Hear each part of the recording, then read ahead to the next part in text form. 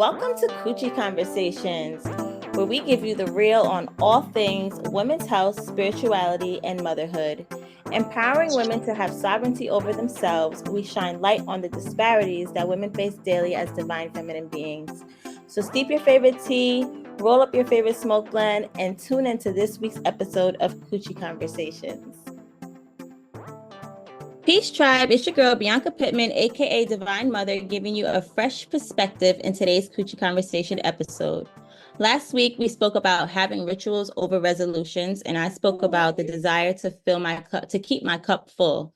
Last year, I wasn't able to partake on all of the self-care rituals that I really intended on doing, especially now with being a parent. I used to think that when women would say, like, I'm a parent, I don't have time for self-care, I used to think it was an excuse. And now I'm in the hot seat and it's really not an excuse. So I have been practicing what I've been preaching. I've taken 3 baths this week, 2 yesterday, and I've stained my yoni 3 times. Okay. So I'm in alignment. So today's episode, I'm super excited. We have 2 lovely guests in the building. One of our sister friends, if you've been rocking with Coochie Conversations since IG Live, then you are very familiar with Nahj. We're so excited to have Nahj here today. Nahj just had my niece, and she will be sharing her pregnancy journey in a segment that I like to call Pregnant While Black. We also have a very special guest here, Deonna Pope. She is not only a doula, but she's also very passionate about Black maternal health, as we are. And she's also a mother of 2 under 2. So thank you so much, Deonna, for taking the time out today to be here. I know you have such a busy schedule with being a mom, entrepreneur, a wife, all that good stuff. So we are super excited to have you and thankful for your time today. Welcome to Coochie Conversation. Thank you for having me. Yes, yes. So I met Deonna, how many years ago was that? And how did we meet? On social media? Social media, and Well, it like was 2000. like, I want to say it's the height of COVID. Okay, so like 2019-ish. Maybe 2019, because I know that when I shut down, I was looking for ways to engage my audience or my people. Mhm. And then I had you come on and talk about the V steaming and Yes. how to, because I was going out to do it, and yoni steaming was like popular to go out to do it at the time, but then how do you do it at home? And then I had you come Right, in and right, right, right. yeah. So we Absolutely. went live. That was us going live doing a We had a similar. really good conversation. And also we found out that we had so much in common. Like besides just, and I think we weren't even moms yet. We weren't No. moms yet, but we were both like in beauty. Mm-hmm. I do makeup and I do Mm-hmm. hair. And I believe that like we both had like my mom worked for Planned Parenthood and had like, feminine wellness background. And I believe your mom did as well. Yep. So yeah, we really it was a dope connection. So I'm happy that, full circle moment. Now we both have children. Woo. Um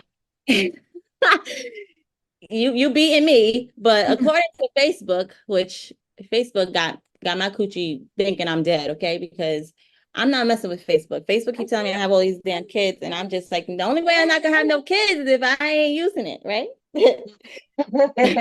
Yeah, Facebook will tell you you having 5 kids by next year and you're going to be rich. Right. Facebook told me I was going to have 7, and I did. And that's why I'm scared of those little things now. Because for me, I've always been told that having a child was like, you know, a challenge.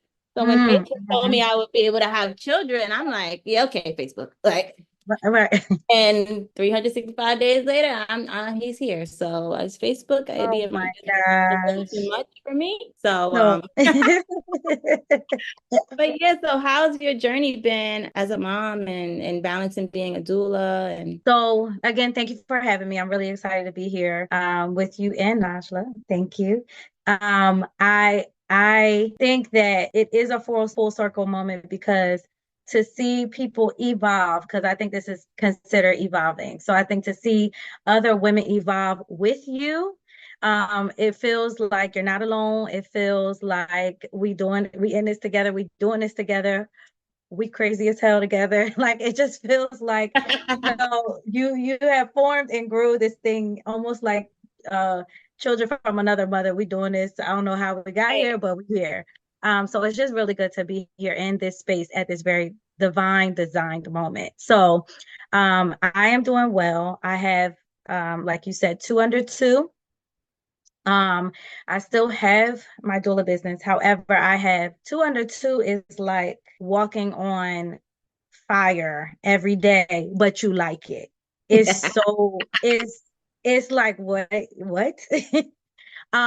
So I had two very difficult pregnancies, and I guess we can get into that. I won't go into my whole spiel, but I had two very difficult pregnancies where medically and physically I was just unable to do a lot of things. And having served over 40, almost 50 women during their perinatal process, I thought I knew everything. I thought, things would be a lot easier for me, but they weren't. So, which in turn made entrepreneurship a struggle for me.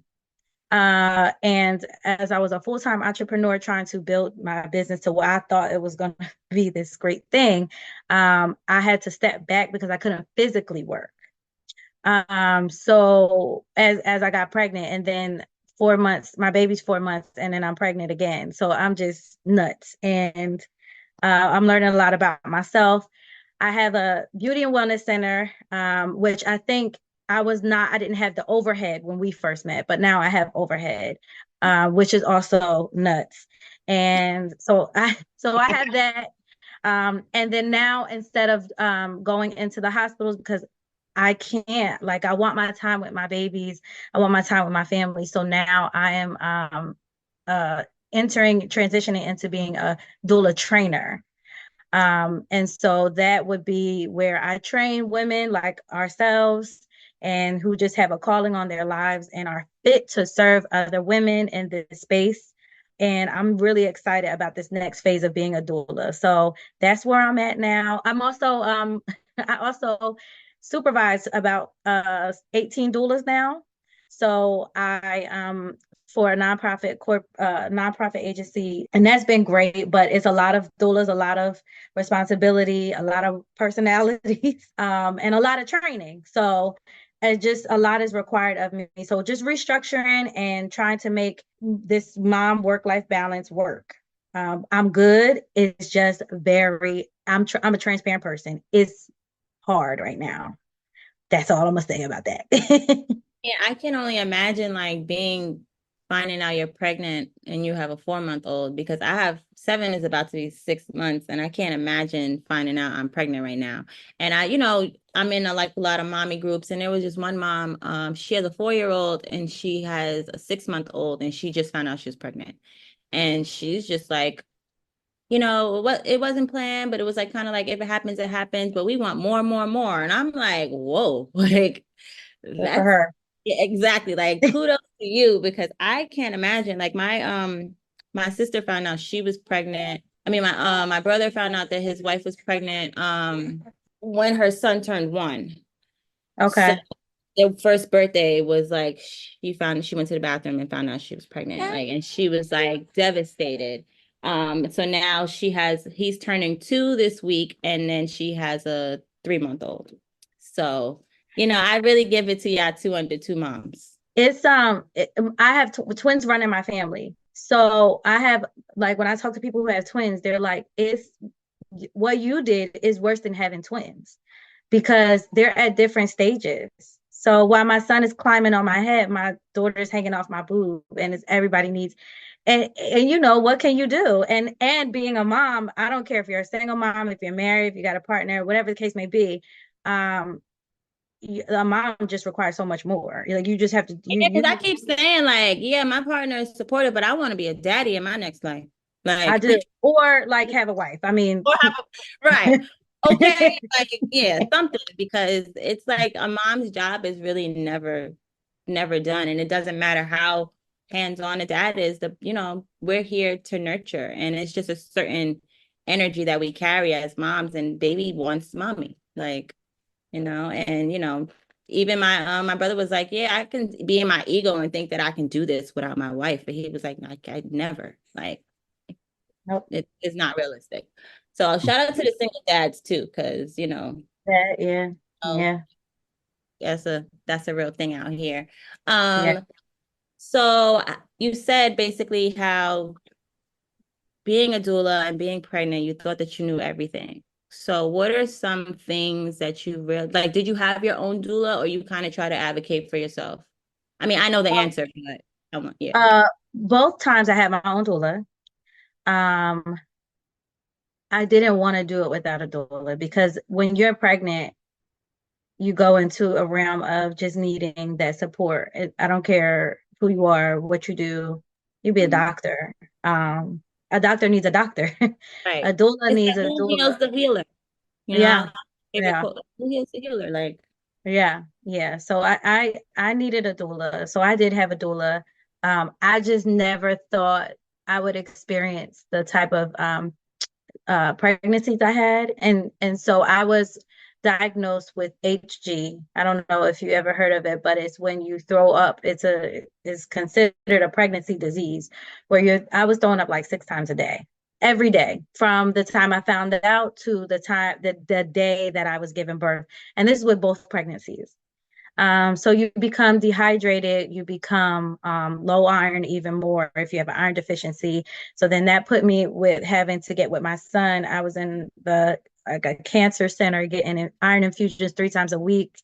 And I wasn't so then I gained all this knowledge about this condition and to after once you have the baby, it's gone instantly. You can eat. Like I couldn't eat. I would try to drink water and the water would come up. So then you move forward and I get pregnant again and I'm devastated because I know that it's going to be like that. And if I could be totally transparent, my husband really didn't know how to connect with this side of me because I'm so independent, that this was a version of me that just needed people all the time. I needed people emotionally, physically, everything. Like I couldn't do anything. Um, so I get pregnant again. I was absolutely devastated, which made me, I didn't know how to connect with the baby because with my pregnancy and the baby, because it's just like, how do I'm not happy I mean, because not only are you not happy, but like I'm throwing up all the time. Like, I can't focus. I'm can't put weak. that's right. I'm physically weak. I'm mentally, it's draining and it does something mentally too. So that me being so sick, I had to stop breastfeeding my son because I was then pregnant with my daughter, and breastfeeding is a whole nother job. So then I'm just like, okay, that did something. I had a horrible postpartum anxiety and severe sleep deprivation with my son. So being pregnant again was just very devastating for me, a concept that I couldn't, I was just like, what it like, and as a doula who has serviced so many women, I had guilt, all of that. So I was just as pregnant, I was just as sick with my daughter as I was with my son, but I had more knowledge on what this condition was. And then I ended up being put on a catheter in my stomach that my husband and I had to change every day. What? Yeah, and then this is not only that, but we're in COVID twice, right? So then when my daughter, I call COVID and I'm in, my grandparents' house with IVs, strapped to the wall, a home nurse, something in my stomach that I have to change every day. So it was, I'll Mm, never be pregnant again. I A was about to lot. say, like, you're done. And I'm like, God, I don't deserve this. Like I've served so many women. What the heck? But you have so much compassion now and empathy, and reverence for the women who go through what you went through, and you Yeah, can hold space for them in a different way. yeah, I feel like some doulas, I mean, maybe Nahj will chime in a little bit, like some doulas aren't as supportive as they portray to be. And I don't that know part. if you want to, share Nahj at some point or whatever, but um I want to say thank you so much for being so vulnerable and open and honest with us today. It is absolutely amazing to be a doula, and not only that, now you're training other doulas because that's something that I've heavily thought about. I've had readings tell me that I am this is in my bloodline. My mother told me that her mom facilitated in many of the births of some of the elders actually, or some of the like older folk in our community back in Jamaica. And so this is something that is streaming through my bloodline. And one of the reasons I believe I am so connected to this work and, women's health. Um, so a little bit of backstory about me. I I'm a Coochie Conversations OG proudly. And my story is I was diagnosed with PCOS when I was about 10 years old, but they did see signs of endocrine issues early on from I was like infantile to toddler age. I've been going to the endocrinologist pretty much my whole life. And so um they told me that because of my weight, because I had obesity running my family, that if I didn't lose the weight, I might not be able to have kids. It wasn't a definite, but it was something that was alarming. At that time, I wasn't worried about that. But I had been on birth control, and is it progesterone? No, am I saying it right? Yeah. Because I didn't get my period till I was 19 years old. And it was forced. It had to be forced. They were really Oh, you worried. got me beat, Nahj. Yeah, I I didn't hadn't get got mine my until period. I was 17 and a half, but it was also forced. They had to put me on progesterone to bring it down and then birth control to regulate it. Yeah, to Wow. regulate it. So what birth control would be for a normal woman would be to kind of stop her period, or other reasons. For me, it was so that I would get my period. So Yes. that being said, I had never been pregnant before. Um, so when I got pregnant, it was like a dream come true. Um, I was so happy. The happiness was cut very short because my child's father, he has two children. Um, However, within myself was like, yes, this is what I've been waiting for. This is what I've wanted for such a long time. Whichever way it came, I was just so excited to be a mom. And so here's what I thought it was going to look like. I always wanted to have a natural birth. Always, always, always. I had seen my sisters go through C-sections, and my sister now has a 7-month-old, and she had a C-section. She didn't have preeclampsia. She had high blood pressure before her pregnancy, and so throughout her pregnancy, it just got really high. And so she had a C-section, and I really did see the struggle with my older sister, um, where her recovery was. My niece is now 16. So 16 years ago, I'm telling you, medical science has advanced because 16 years ago, the recovery process was very, very difficult. She needed help to use the bathroom. She needed help with just about everything in the beginning. And now my sister who recently had a C-section, it's not, she was able to walk same day. Yep. It's a totally different ball game. However, it was just never in my mind that, I was very hard on, I'm not getting a C-section. I'm going to push. I'm not going to let them bully me into a C-section. That was my main thing. I'm not going to let the medical industry bully me into having a C-section. So I was very adamant, super adamant about finding a OB that, you know, was Black, first and foremost, but who also understood my desire to have a natural birth, right? So I was looking into birthing centers at first because I found that the medical industry is not so keen to having to home births. to be very honest. They kind of, and it's not that they look down upon it, but they look at it as a risk factor all around. If there's not a midwife involved and just a doula, they're like, oh, hell no. And so, but the doctor that I found, she's phenomenal. I would never, discredit her or anything like that. She was very understanding. So she had quite a medium, you know, kind of neutral stance where she understood I wanted to have a natural vaginal birth, but I was able to talk to her, and she also, gave her 2 cents from a medical standpoint. She said, Nahj, you can have a vaginal birth. However, be very clear that there are some things that come up that would require an emergency C-section. So you can't completely turn your mind against it, because you never know what could happen.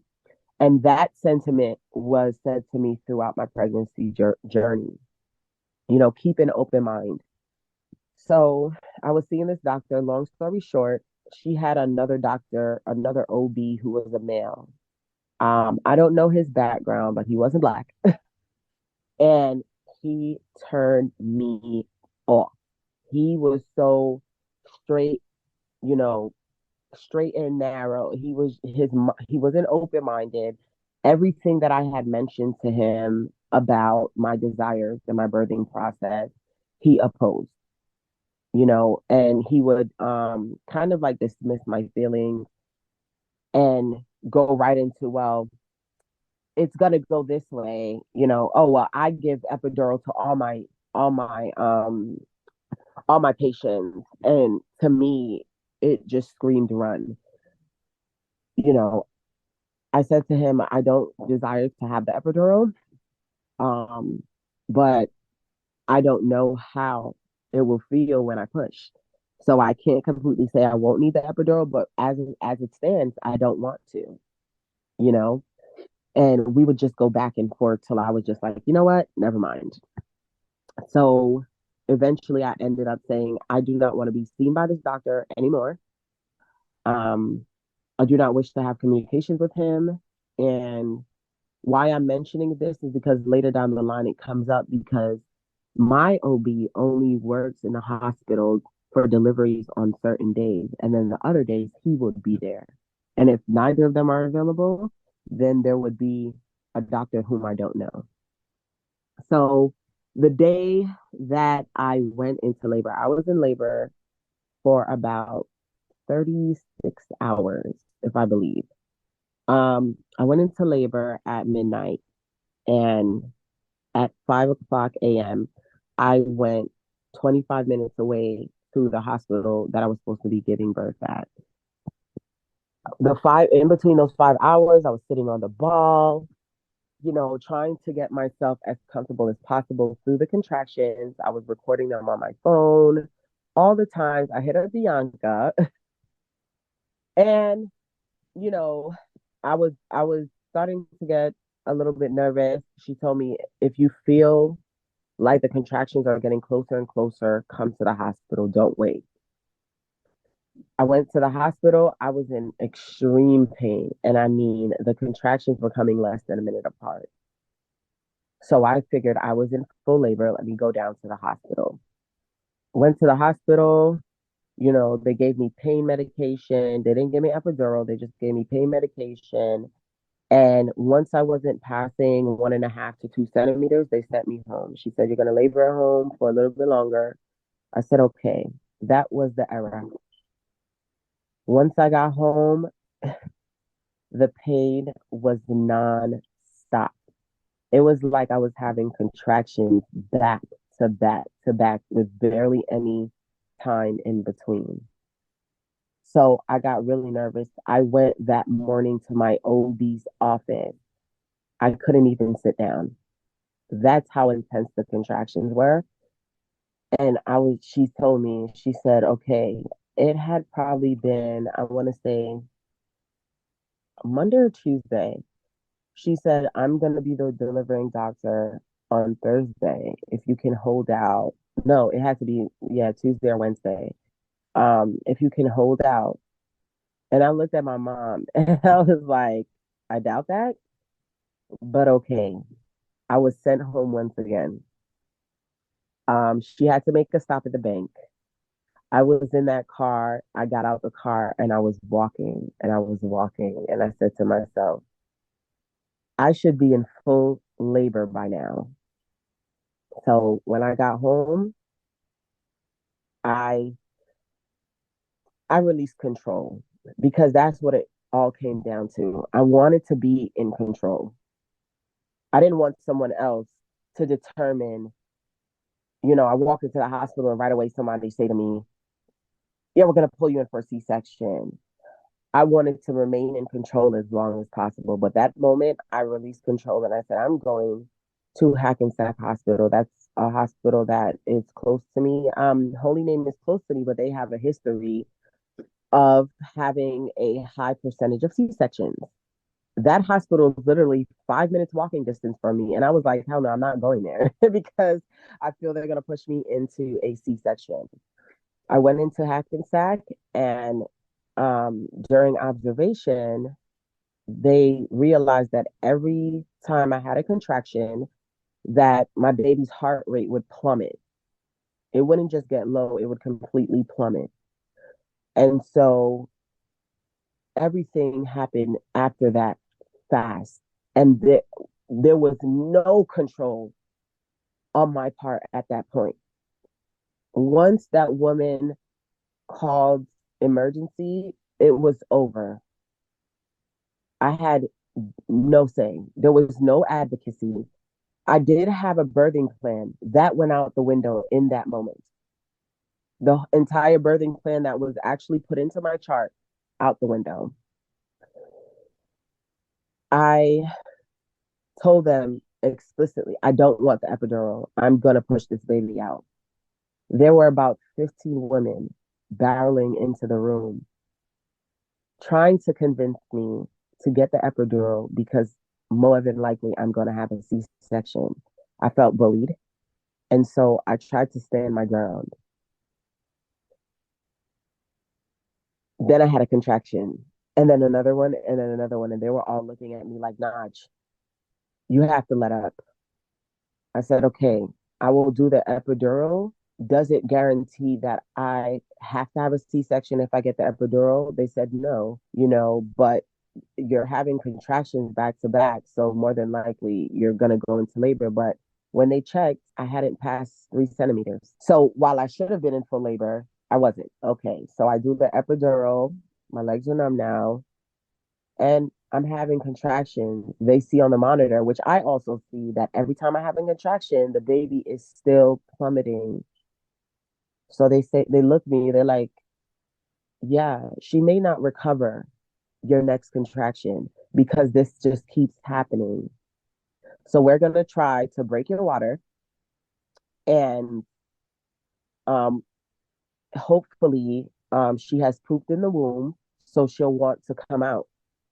They did that and she still was not coming down, but they saw the what is it called? Macronum? Meconium. Meconium. And she still wasn't coming out. So what happens then, more than likely, which it was explained to me, the cord was wrapped around her neck and she was in distress. Had I not said, go ahead, they have to, one thing I want to say, they have to get your consent to do that C-section. And I didn't know that. The reason why they bully is because if you do not say yes, they can't do it. They can't go ahead and do it. They have to ensure those words come out of your mouth. So even in those moments, they're like still asking me because they can't do it without my explicit consent. So I finally said, okay, it's what I have to do. They rushed me in for a C-section. My mom hadn't even fully put on her gown before the baby was out. Not even 5 minutes. Not it seemed to happen in a blink of an eye. They took the baby out. My child's father wasn't in the room. I had asked them to wait. They did not wait.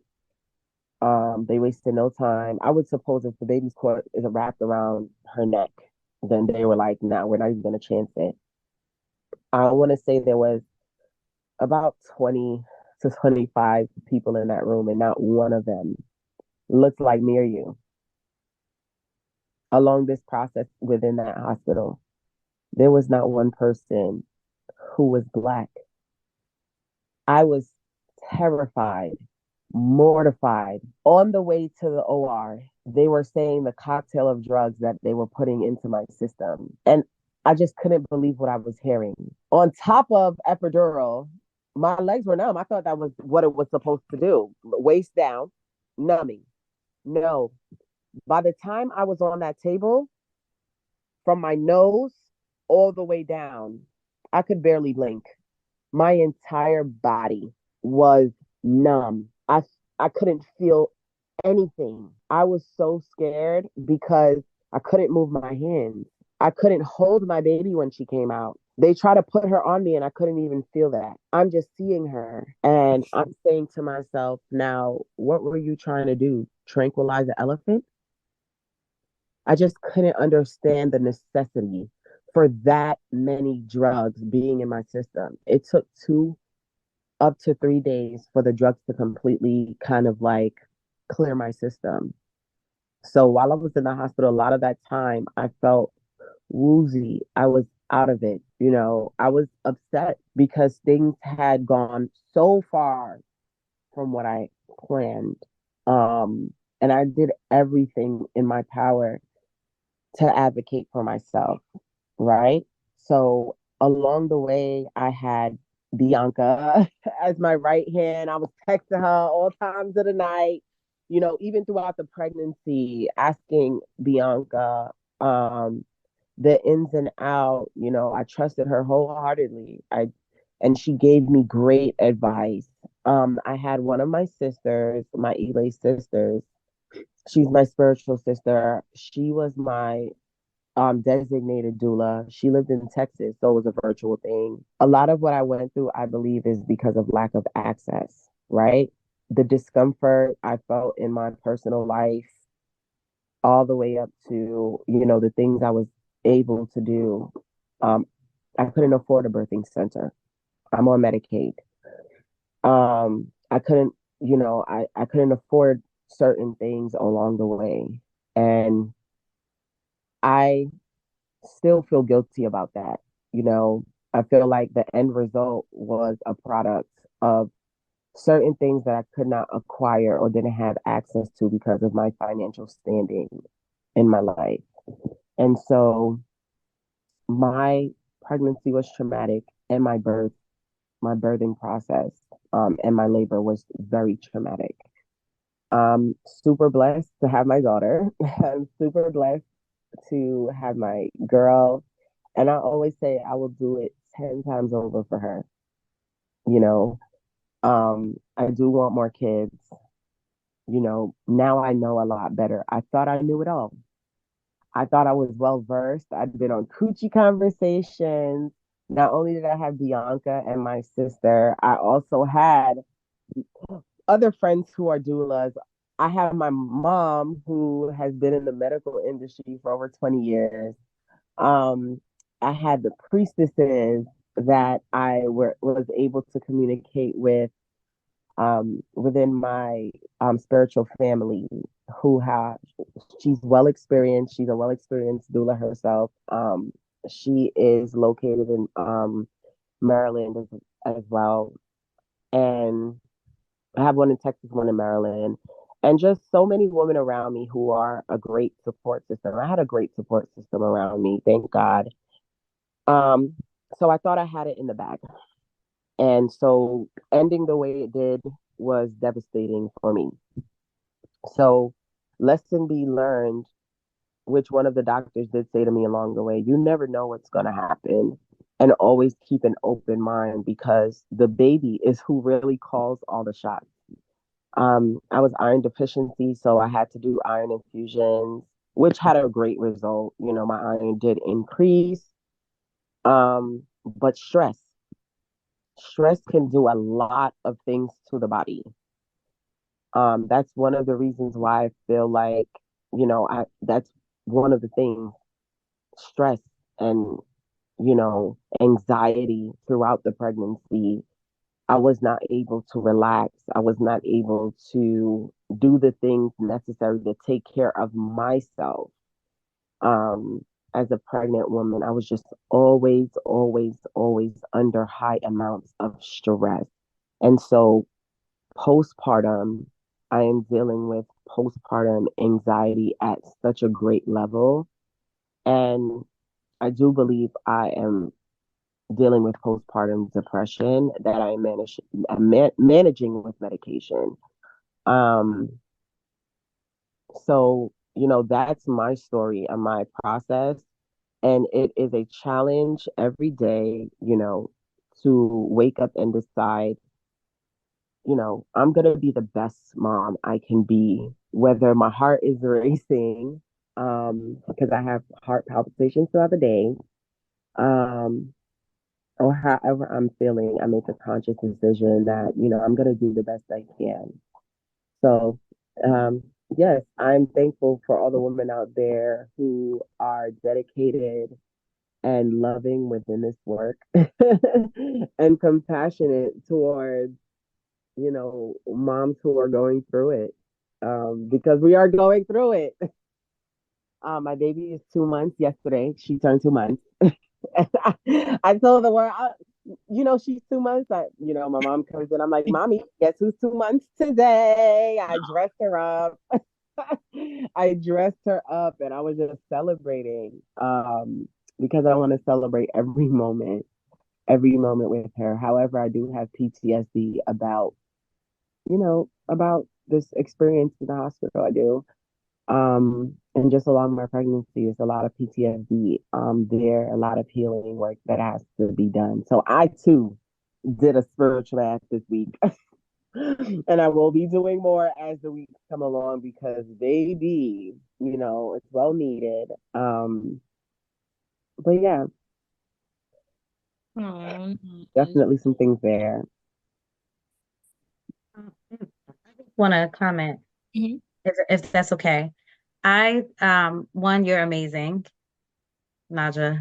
You are, um, you are a walking miracle. I make sure that every mother that I serve and every doula that I know is serving a mother understands that whether you have a beautiful experience during your pregnancy or labor and delivery, or you have a horrible experience, that you are still, as a Black woman that is that carries any child at any stage, you are a walking miracle Thank because it is. And then let me say, to experience the trauma that you've experienced makes you, I don't know what's bigger than a miracle.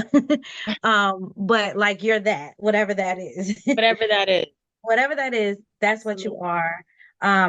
I actually have so much that I want to share. I don't know, what the time. Oh, Okay. go ahead. If you have Okay. time, you have time. Yes, because I think Najla commented on so many um key factors to what's missing in the so number one, Coochie Conversations, everything, because these are the conversations that need to happen for moms to understand what is available to them. Myself, who was, I said, a full-time entrepreneur, and I was on public health insurance for a while, and in fact was on it with my son. So my care looked a lot different, down to what I could afford, what was available to me, down to how I was treated.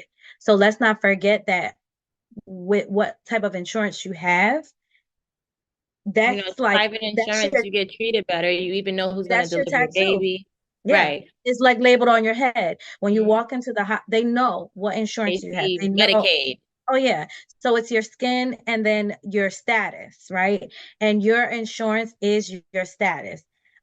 So I want to point out that having access, knowing what affordability access that you have is so key, is so important, right? Even, and I consider myself in that gray area. Me and my mom talk about this all the time. Like, there's women who could afford everything, then there's women who can't afford anything, and then there's women in a gray area, right? And that's a really tough spot, because I think a minute ago, I couldn't afford nothing, I feel like.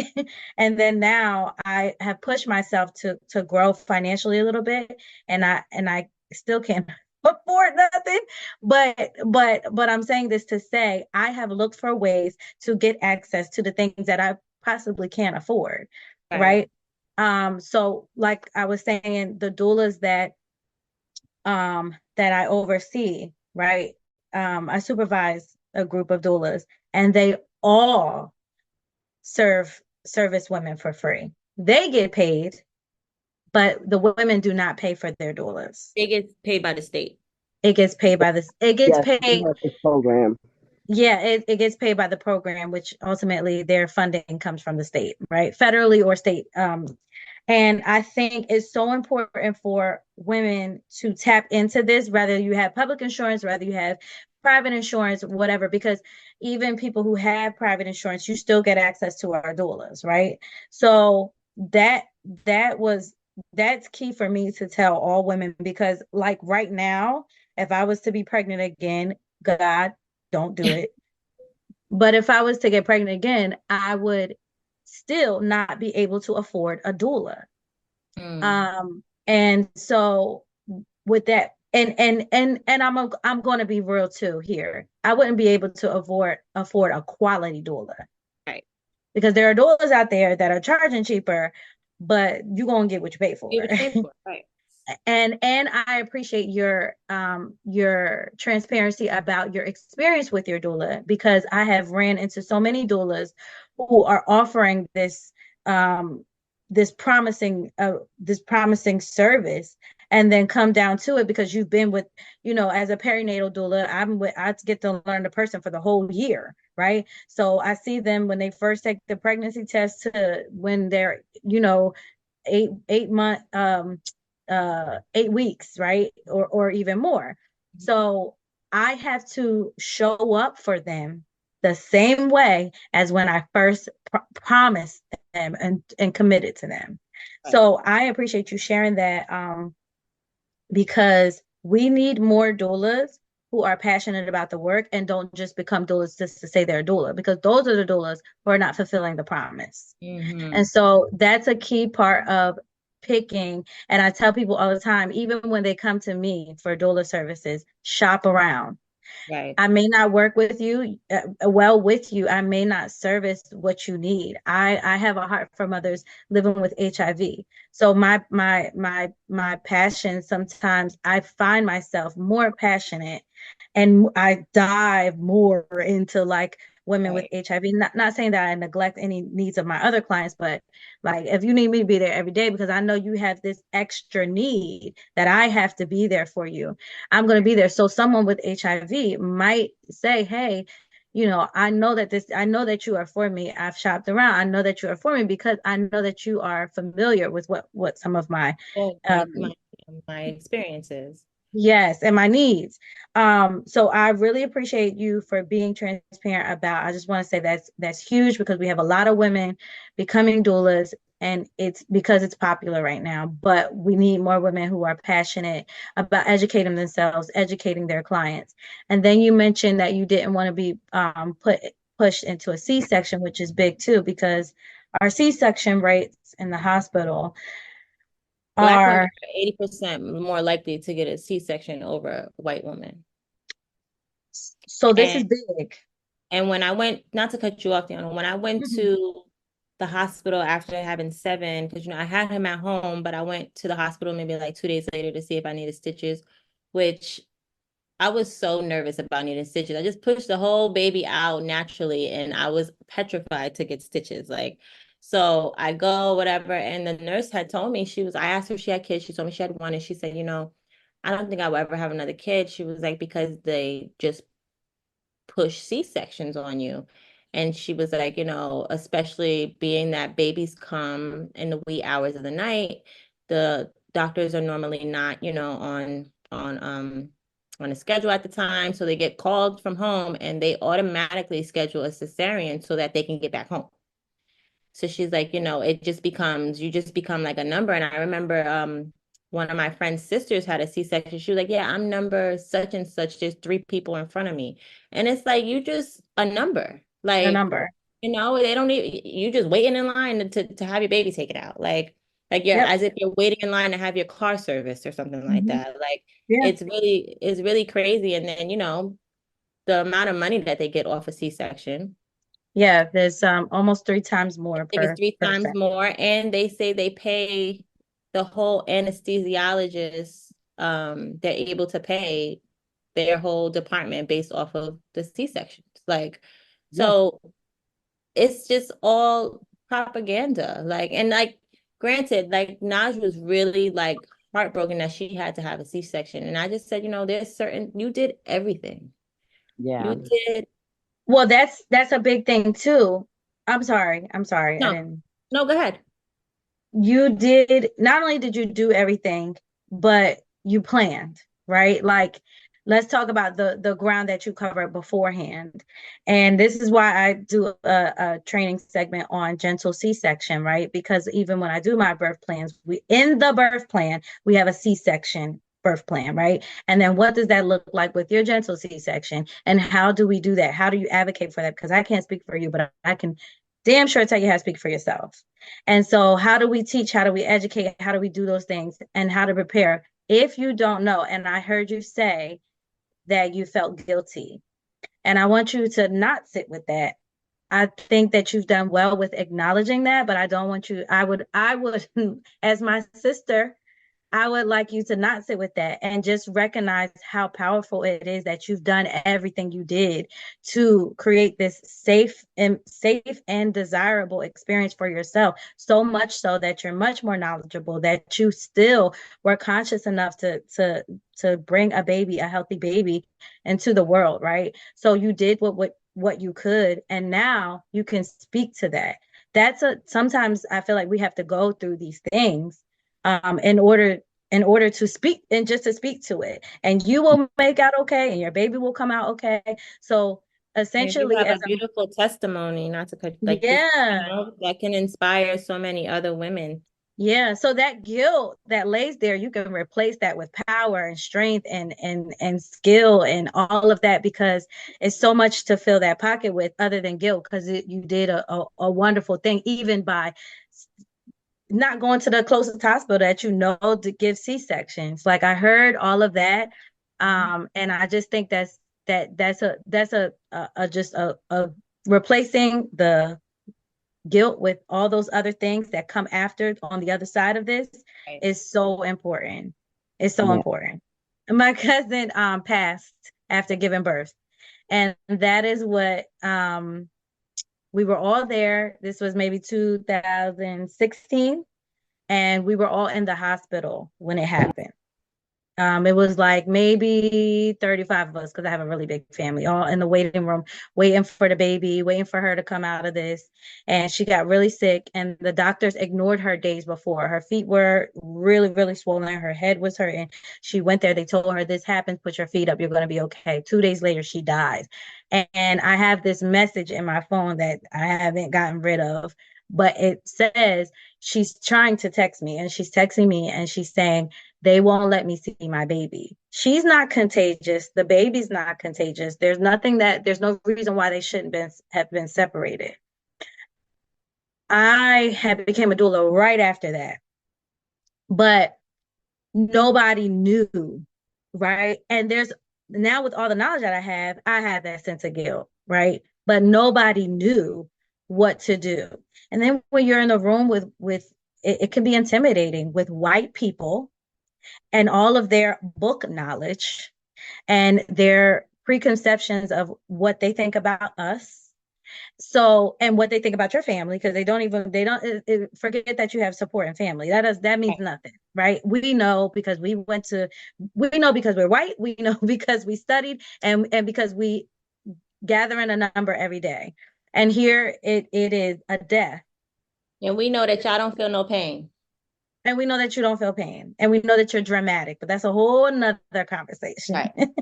But it's very interesting because I've seen it, in videos. If you sit a mother who's dying, you sit a baby on her chest, or a baby that's dying, you sit the baby on the chest. Mother or baby can come back to life. And so those pheromones, the oxygen levels, the skin to skin, all of that, it creates a sense of life, connection. And so had they let her see her baby, she probably still would have been alive.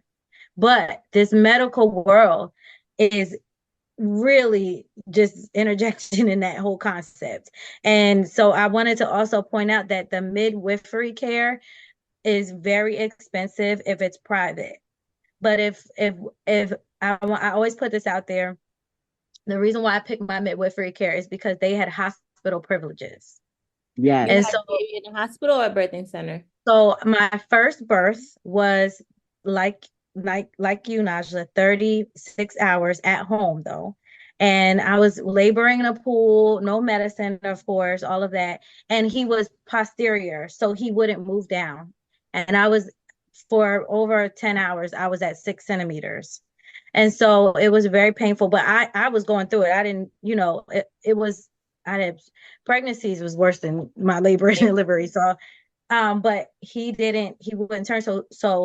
My labor story is crazy, but I ended up going to the hospital and having to get an epidural after being a scheduled home birth. But I was not afraid, and I'm gonna tell you why. I knew I wasn't going to get a C-section because I had done so much research on my midwifery care. And yes, we pay out of pocket, and yes, I had to sacrifice a lot of things to do it, but this was a midwifery care. And if you can find this, that said, it doesn't matter what kind, you can pay us $2 a month if you want. We want to be here for you. Right. And we understand that and they were white, and we understand that you're Black and what's against you and the odds that are against you. And we welcome your doula, and we want to work with your doula, all of those things.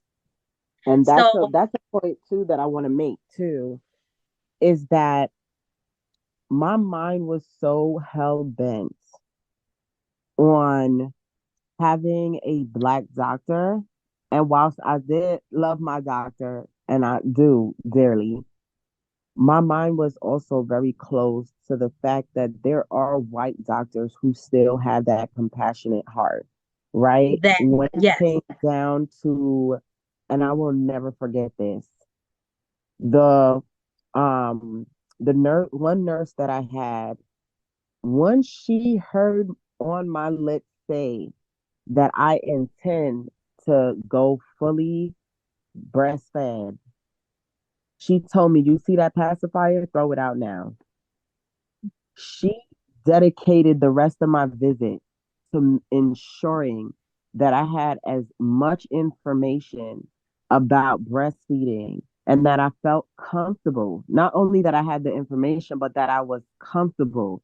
And she came down with her friend and they keyed all the way about breastfeeding. And she saw me and she acknowledged me and she acknowledged the fact that, as a Black woman, I may have my apprehensions about the care. So that is also very important. You sometimes got to look at the person's heart and how they speak to you, because she saw me and I had to also open my heart and say, you know what? I'm not going to be combative or, closed off to this type of care because I'm so vulnerable right now. And what I just realized is they just ain't got it. They do not have doctors in the field right now that look like me in this particular sector of the hospital. It's just a lack of, or a lower amount of, it's a very low amount of Black OBGYN. Yes. And that's why my OB was always so busy. That was why it was so hard. My mom wants me to be an OB, go to school to be an OB right now. Yeah. And that's why going back to school, because it's just like, I never thought that I wanted to be in the medical industry. I'm an artist. And But like I said, this is in my bloodline, and it's just like, you know, when I go into that waiting room at my OB's office, you know, it's like 20 women in there waiting to be seen by her because she's good Yeah, at what she does. And it's like, I always think in the back of my mind, damn, she must be so overwhelmed. But when I tell you, when yeah, she comes into that office, she gives me all of her time and attention to ensure that's that I beautiful. feel safe. She creates a safe space. She doesn't rush me out because she has 20 people waiting. Mhm. She makes me feel safe. She does not let me leave that office feeling like it's me against the medical world. And I just wanted to hit on that. That is so important, you know. It's really good that you found that in a Black OB because I've experienced the opposite. So, that sometimes they get so caught up in being the only ones that Right. they get winded and so they can't be their best. Or you have, unfortunately, I found this what I thought was going to be a great OBGYN, and I actually disconnected my care from her during my pregnancy with my daughter because I was going to her for the HG, and then I still was also going to my midwifery care. But I these are a group of three white women who took care of me like I was, Basically, yeah, I mean, it was, and I said to myself, I had this really, like, especially before I had my son, this really, like, you, a structured mindset that just really linear focus that said, I don't want anybody servicing me, that I don't want anybody be anybody's patient that doesn't look like me, doesn't understand me, or any of that.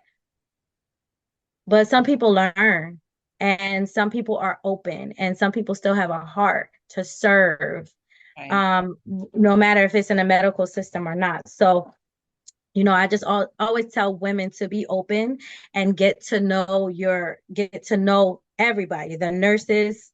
I Mhm. had the Because same those are nurse. the people that you spend the most time with, the nurses. I Is it Yeah, who I had you the really same need nurse people with my from? son that I did with my daughter. Wow.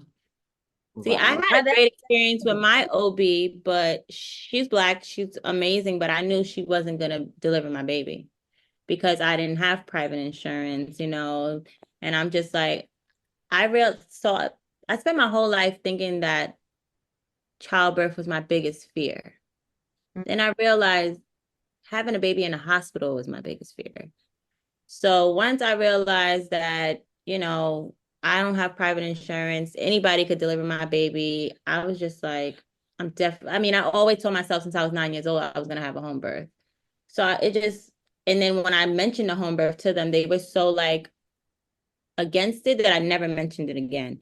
And they was talking a C-section since I was 6 months pregnant because I just blew up. Like I look at pictures of myself and I'm like, who the hell was that? Like I literally gained 51 pounds.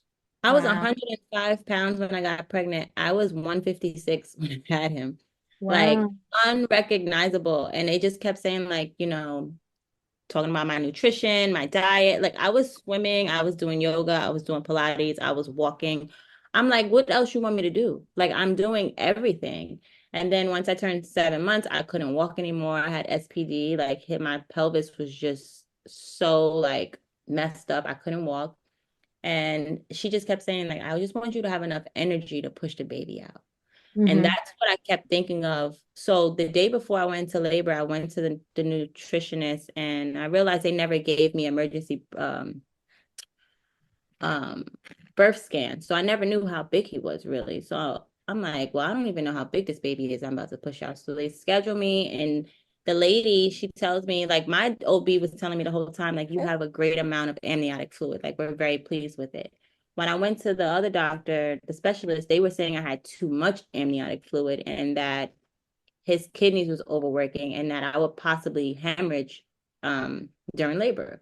So this is the day before I went into labor. Now I'm thinking about like I'm having this home birth. Yeah, talking about I'm hemorrhaging, like I might hemorrhage and all this stuff. But I also knew preparation. Like I've been taking tinctures and herbs and different teas and stuff for that same purpose. So I had to really trust myself and my intuition in that point. And once I had him, I mean, yeah, it was blood, but it wasn't nearly, even the doula was like, wow, you didn't even bleed that much. But had I, when what the doctors were saying, I would have been in the hospital on the table, probably getting a C-section. Can you imagine? And It's you said that crazy. you said your daughter Nahj umbilical cord was wrapped around her neck twice. So was Seven's, and I didn't know until like an hour later. They told me like, oh yeah, his umbilical cord was wrapped around his neck twice, but I didn't really feel him when I was in labor. Like I didn't really feel. I was asking somebody the other day, did you feel your baby when you were in labor? And they were like, yeah. And I'm like, I didn't really feel him, but I think it's because the umbilical cord was wrapped around his neck, and he probably was in a little bit of distress. But because I'm not in the hospital and you're not checking all, every 5 minutes and stuff, that's what really stresses the baby out, is Yeah. being checked all the time. And also knowing, I'm sorry, No, go ahead. and also knowing what you can or cannot say. I think this was stated a little bit earlier, like, they were like, when my daughter, they were like, I got there, I was 7 centimeters, they're like, can we check you? Yeah, you could check me, see how much I am now. I was walking around at 9 centimeters. They kept asking if they could check me, and I said no, because I Right. can't say no. And Yeah. so my baby fell out on the bed. I didn't know. That's how you So had birth? She just she came fell out? out. She just came out. I had no pain. I didn't experience the ring of Oh my fire. goodness. Oh, I No remember we had that epidural. conversation because, girl, the ring of fire almost took me out. I don't know what that feels like. No So you don't epidural, even no know what it feels nothing. like with your son. No, because then I had to have the epidural. And as soon as I had the epidural, I was in the hospital for, I think, 2 hours. As soon as I had the epidural, because my body needed to relax, he turned and came out. Yeah. So did But you my have like daughter, an orgasm? no, I didn't have, it was almost like, okay, so it was almost like it didn't feel good, but it didn't Mhm. hurt. Okay. I don't know, because I didn't get the orgasmic birth. I didn't have the orgasmic birth, but I was in the. So I told them I wanted to be in the tub for a long time. Don't rush me out the tub in the hospital. But I never really. Also, it was a mental thing, right? I didn't have to fight for what I wanted. I didn't. I was so comfortable. I had my No midwifery care that stress. I. Yeah. So, and then I even, was a little sassy with them. I was like, they kept asking if they could check, and I'm like, Mhm. no. And I'm not. You're And not then budging she on that. went. She went to. It was so. They get mad at me, and my mom just tells me I'm crazy every time, because she's like, we knew that she was coming, because you were like at that point, like, all right, it's starting to come. It's a lot, like, back to back. They're starting to come, and she was putting on her glove to actually check. So when I finally said yes, she could do it, and as she's putting her on her glove, my water broke, because I don't believe in breaking your water. So He my needs. water broke and broke on everybody. Oh, So so my water broke on everybody, just splashed, because I was like open. And Right. then she, after, it was like seconds, the water broke, and then she fell out on the bed. Nobody could even catch her. I didn't even know she was coming out. That's how quick she came out. That's funny because I was in the pool the whole time, and then I started getting cold because like I started shaking a lot. I guess from your hormones just be going crazy. So I'm like, all right, let me get out the water for a couple minutes and I'll get back in. And who knew that when I got out the water, it was time to push. But like right before that, I remember feeling like I had to use the bathroom. So I went to the bathroom and something flew out. And I was like trying to look because I'm like, is that the baby? And I'm looking in the water, but the water's all cloudy. And she's like, what's going on? I said, I don't know, something just flew out of my vagina. Like, but she said it was the sac. And then she's Yeah. like, it's on now. Like, and he Mhm. probably came within 30 minutes of that. But Oh. I never made it back into the water. So I didn't actually have him in the water. I had him on my bed. Thankfully, I had prepared with the sheets and everything just in case because like you said, it's up to the baby. It's Like yeah. up to the I baby. wanted They to gonna do what yoni they want. steam. I wanted to yoni steam in labor. I was asking him. He was like, no. Like I wanted to like eat. I ate oatmeal. Like I didn't really eat too much. The things that I wanted to do, he was not with. And it's like Uh-huh. I wasn't in control at that point, and he came on the bed like he wanted to come on the bed. Like And that was another thing too. One of the messages, because we're, B knows, like we're I'm a very, very, very spiritual person. And one of the things, first of all, stress is one of the things that kind of block your it blocks your visibility spiritually, if I believe. You have to kind of relax and you kind of have to meditate in those moments and you gotta have to quiet the noise. One of the things that I said to myself immediately, had I not surrendered, there were moments where I kept fighting it. Had I not surrendered in that moment and decided to go to the hospital, I don't believe my daughter would be here. I kept hearing it, surrender, let go, surrender. This is something that I have had an issue with in life, And knowing my when thing is, to, even if you would have said like, no, I don't want the C-section, who knows if things would have been different for you guys? You know what I right, mean? And that's why you have to give reverence to, sorry, to modern Yeah. medicine because it's needed when it's needed. You right. know, In that moment, they I had to just, overuse it, but it's needed, it's necessary when it's necessary. Very much so. Yeah. Yeah. yeah, I always I had to say, listen. yeah, I always say it sometimes it is necessary. Like, I'm a doula who wants what the client wants, but I also want the client to be safe and I also want the baby to be safe and not just safe, but well. Right. So Yeah, sometimes we need these things. And I'm glad you brought up stress in line with spirit because stress is a bad spirit. And right, if you are in this realm where you're supposed to be in the highest spiritual self, right? That's when you're birthing, you're supposed to be at your highest self. We can't like it blocks that oxytocin from happening so that our bodies can relax and labor and deliver the way it's supposed to. And if our babies are coming out into the next realm of our highest self, stress can block that whole thing. And that yeah, stress is a spirit and it's a very bad spirit. Yeah. right, right. So I had to just say, mm, I had to just let it go. It was like surrender Yeah. to, I had to surrender to that inner voice and, just really just let her do her thing. And I don't know, for some reason, I kind of have a feeling that's where I give myself grace, just seeing how she is and just, experiencing her growth. I'm just like, you know what? I kind of thank myself for surrendering to that voice. You know Yeah. what I mean?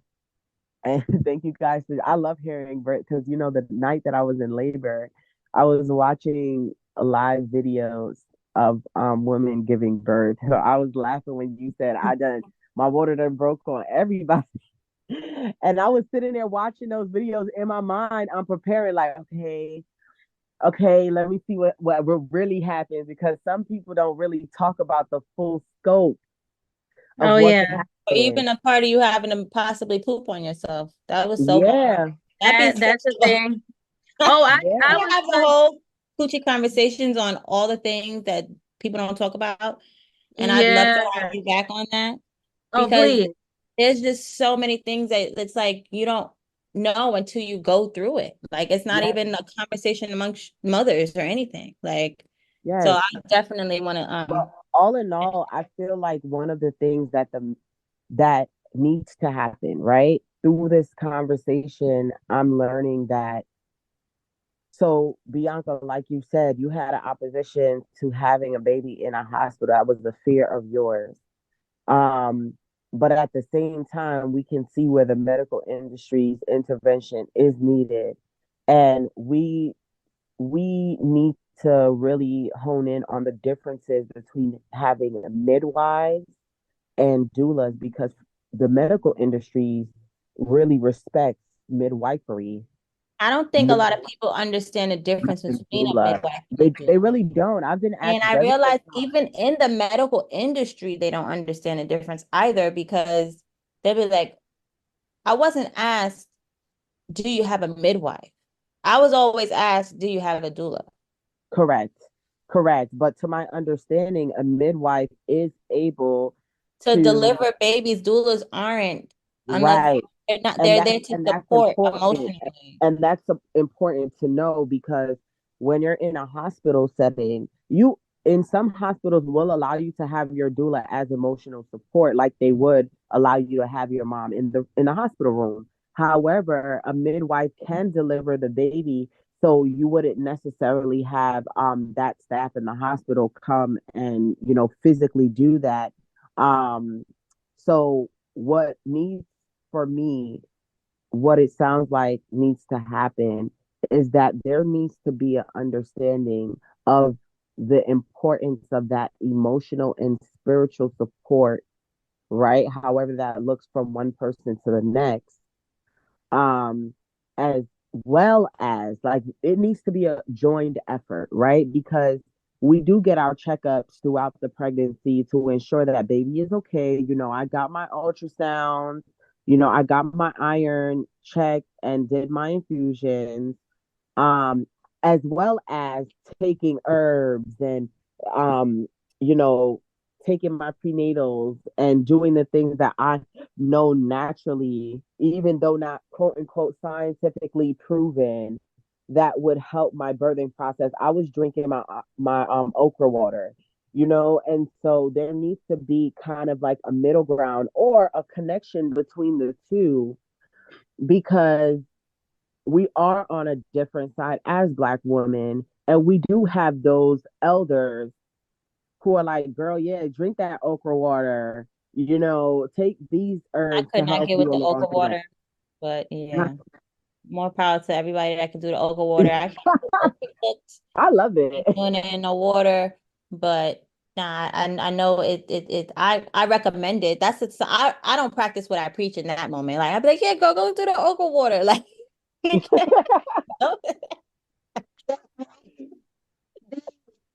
So that's definitely a connection that needs to happen there.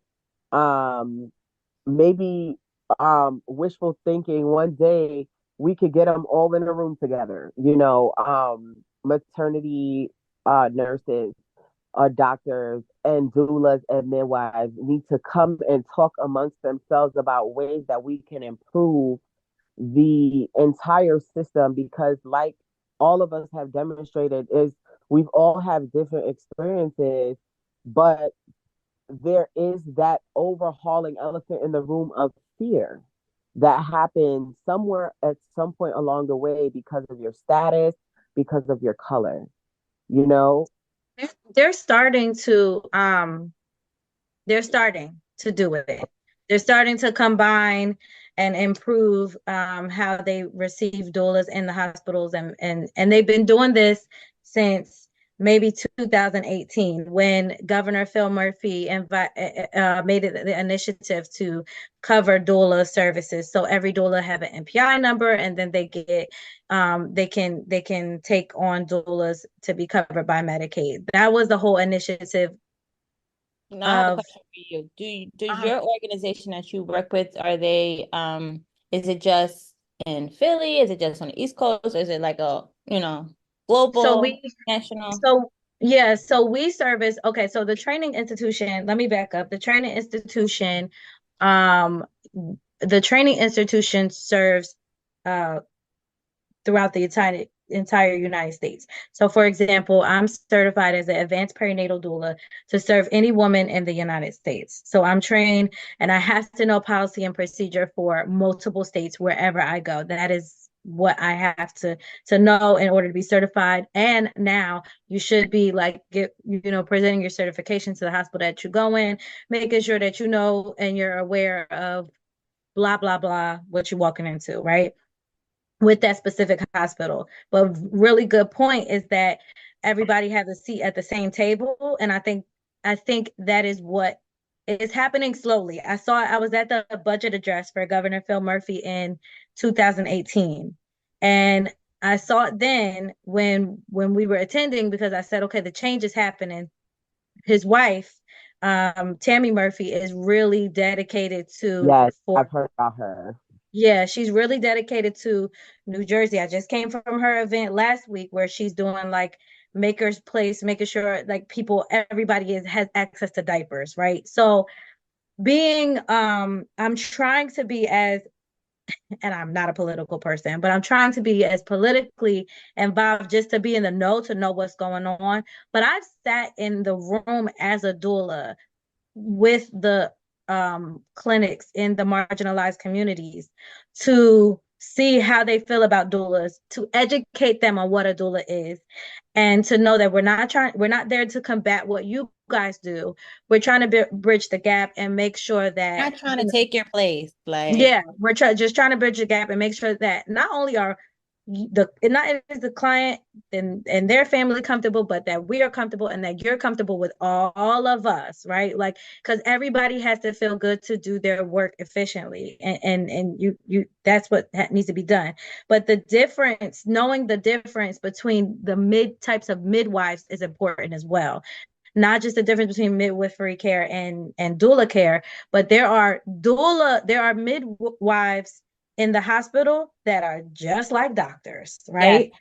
Wow. And Yes. so they work and operate just like doctors. But then there's the midwifery care that's a private, like I said, and not a lot of, and it might be a little bit more spiritual, more intuitive, or than the ones yeah, that are in the doctor. Because for me, my doula is a student midwife.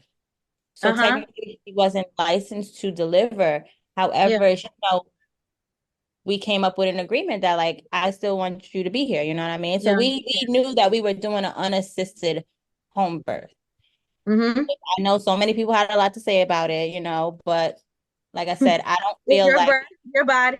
it's my birth, my body, and having a baby is not a medical condition unless you are high risk. You know what I mean? So as long as I felt like I was staying under the radar, I was able to have the birth of my that I desired, you know. Yeah, yeah. And I think what you did was brave because of what your beliefs are. And then you made sure that, I mean, some people do it at home, and I don't advise this, but with nobody, right? And a student midwife is in the books. They are the ones that is fresh there. They're not seeing numbers of people where they can just say, Right, where their knowledge is still the fresh instilled. is there. They're Mhm. sharp. They're sometimes even sharper. They may not have the experience, but they're fresh. Um, and it's very hard to find midwifery care that has hospital privileges, because they don't necessarily accept the midwives that are outside of the hospitals. They think they're too cookie crunch. They don't really go abide by all the stuff that and I've seen it. I've seen it firsthand, and I've seen it with clients, private clients and clients who have public insurance that we accept. And most of the times, marginalized communities. However, it is so important that your family, the medical people that you're working with, all know that you know the difference between not just midwifery care and doula care, but the types of midwives. Because I made it very clear, and I make it very clear to my clients. You have to make it very clear that you know what you're deciding. You know who you want to be in the room with you. Even on my birth plans, I make them say, this is who I want to do my delivery. Okay, have you Yes. seen everybody in the practice? Okay, now put those specific names who you do want to deliver your baby. So if one of those names are not on there, they know I don't want this person to deliver my baby. Yeah, It's all about being very specific. Bianca saw me change my birthing plan because I had her on the note, so she could see the corrections. I know Every she done day. saw me change that thing about 50 times. I don't take friends or family. Also because they kind of like know you so well, so they don't be trusting you, and I've been through that. Or they're like, oh, I heard you say that, for the past 5 years. I get it. Like, so once I realized that, and I did it, I used to do it. Like, Mhm. once I realized that supporting women I had a cousin, she really didn't listen, and it almost felt like she always had to verify what I was saying with medical professionals. So And why I you just got did. me? So would you Why hire you me? got Why you have me if you don't trust me? Yeah. So ever since then, and I get it. There's fear. You're not quite sure. And then I'm not assertive in a way that I'm assertive, but it's my job to educate. It's my job to support emotionally and physically. But I can't deliver your baby, and I can't, I'm not here to convince you. So Yes, your job to Right. prove. yeah. Right.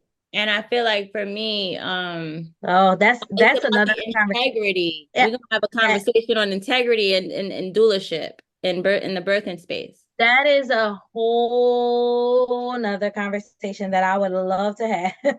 We're gonna That And have you Di- on here. We're gonna have you on here pretty often, it looks like. yeah, okay. and Deanna, I would love to connect with you because I had expressed to Bianca my desire to go back to school. I wanted to go back to school for nursing. So one of the things that really when I went to fashion school, my mother says if this doesn't work out, Caribbean parents, that, Yeah. you know, if this doesn't work out, I want you to think about, going the route in the medical industry because it's more secure and it would help you so much financially. And it's something that I know you can do. I was a caretaker for the elderly for a while, and it's something that I pick up on, and it's very natural to me. Such as just being a support for women during their pregnancies. I've been around so many women during their pregnancies. I say I'm the foot rub lady, but Oh, you well, I could have used you, okay, girl. listen, I love it. I love that. I love the Oh, environment when I go into the office and I see, other women who are pregnant, and my heart just, oh my gosh. So yes. I, would love to connect with you because doulaship is something that I'm very interested in. I want to do. And I don't want to necessarily give up my desire to go into nursing. However, that is quite financially motivated. Um, Overall, I do want to help women. I do want to help mothers, or women who are becoming mothers. They're still mothers in my eyes. I Yeah. felt like I was a mother before I was a mother, Yep. but I do want to Absolutely. help women, but I do also want to create financial security when it comes to my daughter. So if I can do both, right? Um, If I you do not, let me tell you something. Yes, we can talk offline. Yeah, we Um, all gonna talk on. yeah. We could talk offline, but I want to say this in this space too for anybody else that really needs to hear this, because I think a lot of times, if especially with black families, Caribbean families, I mean, my kids are Liberian, so I get it. My mother-in-law does not understand what I'm doing. So I just want to say this to encourage that aspect of women who have a desire to support women, but also want to create financial stability and resources for their children as well. That there are ways to be financially stable in this business. It's about creating boundaries um and pouring into yourself financially as well. But I have access to so many things that can help you grow as a doula and as a coach. I'm also a certified life coach, so I like to focus in on business coaching for doulas and how to create that financial stability. I mean, I have a salary overseeing doulas, and I couldn't imagine this maybe 5 years ago, but here I Beautiful. am. Yeah, so Beautiful. it's possible. It's possible, and it's like anything else. It's not easy, but you can definitely do it without, resorting to your plan B or backup plan of what others think. Becoming a mom has like put me in a space because like I make products and I'm always out and I'm selling and all this stuff and I can't. Like I'm really like a stay-at-home mom, like, and I am the most financially strapped right now that I've ever been. And I'm like, I don't know how to like get myself back in alignment. So I feel like, all of this today was definitely for a reason, more For than one. sure. I think this conversation is needed just to open my mind on like it's possible. Like you can actually be in this space, you can actually thrive in this space, even with a little one, because it's been a matter of, am I gonna move back to New Jersey? Like, am I gonna stay in LA? Not into wrap up with like a quote or some sort. I read something the other day and it's been stuck with me, and I posted on my story today on Instagram, and it said it doesn't take a village to raise a child. It takes a village to support a mom. Absolutely. And Absolutely. I'm in LA with no tangible support other than my partner. You know, like he worked 12 hours yesterday. He's working right now. And it's just me and my son. I don't even have anybody to watch him for 5 minutes. Like, so all these things have been like brewing in my mind. Like, do you need to go back home for that support? Or can you make it out here without it? You know? So, but I can't make it out here without it in the way that I'm going about it right now. And it's like, as much as I'm looking like, oh, maybe I could do remote work or whatever, all of that is still hard with a baby. It's like, okay, I need remote work that doesn't require me to be on the phone 24/7, you know? So it's just now I'm trying to find things that are tailored for moms, but we're not in a mom tailored world. Absolutely. They want you to disattach from your baby as quick as possible to go back in the workforce. But for us who are on, we know things about the bonding experience and how important that time is to take time with your baby especially in the beginning stages, and postpartum is not just 6 weeks or 3 months.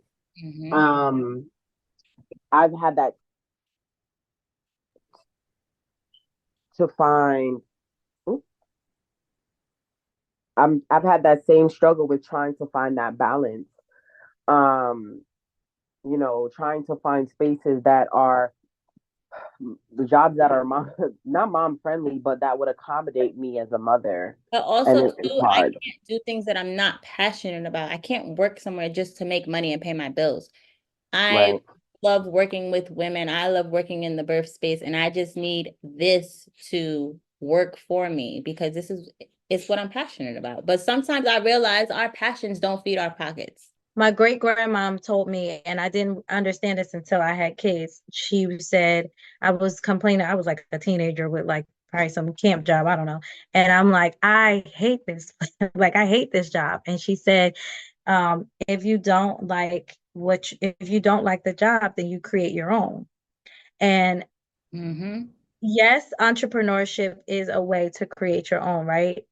But now I'm understanding at a different level because she never really had her own like lucrative business. She did, however, open up a daycare, which is still standing today, and serving the community. And so what I and she's gone, and I'm like, now it means so much to me. That statement means so much more to me because I'm a mother. I never thought, and thank you for being transparent about where you are right now, because with my son, I was in the same place. So I never thought just a year later, he or 2 years later, that I would be working from home on Mondays and Fridays, right? Or when I need to, in a senior level position, as working like serving doulas, helping doulas be who they want to be in their businesses. And I couldn't imagine it until I didn't want to do nothing else. I'm not applying for jobs I don't know nothing else. What else am I gonna do? Right. I'm looking at jobs and I feel stupid because I'm like, I don't know nothing but what I know. Like And to be honest, I don't even want to go to my shop and do makeup because then I got to be away from my babies. And then I got to stand on my feet and serve mothers when I just want to be served as a new mother, right? So what can I do? Like, and I spent a lot of time just like praying about it and just seeing, okay, how can I maneuver this? What makes sense? It may look like, I stop this for a little while or restructure this and sacrifice in other areas, but it's so possible. The only thing that's hard is just taking the leap. After that, right. yeah. I have this personal quote that the first step is the hardest to take, and then the second step is habitual. You know You what I gotta mean? be the fool sometimes and just take the leap, like, and worry about it on the way down. We always trying to be in control of everything, and it's like Yep. sometimes you just gotta jump and close your eyes, like. Yeah. And being a mom has made me, even throughout my pregnancy, I said, Lord, I'm having a Sagittarius. She is about to be fearless and all the timid fear that I've been dealing with and trying to push throughout life, Yeah. she's gonna be like, One thing about mommy. Sagittarius, we don't allow nobody to be mediocre in our circle. No, she gonna be like, Mom, are you done? Because it's gonna be, and I don't know, I just had this energy of fearlessness, and I was like, you know what? If this is not working, something else has to shift. I have to be willing and open to taking that leap. Like, okay, this is not working, and I see all the things that I want for her, and even with my birthing experience, my delivery, and I'm like, I can't allow the lack of access to be the overhead of my life. I have to create, an environment to where, and the economy is kind of nasty, but I still want to be able to create this full life for my child, and not just everything has to be about finances, finances, finances, Absolutely. Oh, hi, baby Ocean. I'm so happy that I got to have this time with you guys. Absolutely. Thank you so much for today. Yes, we offline, off here, on again. Joanne, thank you too. I know you I'm were doing the most. yeah, but you're doing the most and you're doing it good. Yeah. Can I just say one thing about a win? Yeah. So I just go in the room because I'm seeing all the babies. So I said, my baby kind of quiet. Let me go check on my baby. So I just go in the room, and June is my partner. June is like, the baby said, I said, oh, so I got to record a whole episode of Coochie Conversations. Yes. Tell June we thank him today for holding it down. Thank you, Yes. June. Listen, a win is a win, okay? And we're gonna my quote, my affirmation or mantra is Black moms matter. Black wombs matter. Yeah. Black coochies matter. Black babies matter. Okay. my vagina matters. Okay. Period. Vagina. I thank you all for tuning in to this week's episode of Coochie Conversations. I hope that you enjoyed our conversation. Be on the lookout for more features of Dayona being on the platform. I hope that you all have an amazing rest of your week, and I love you all. Thank you.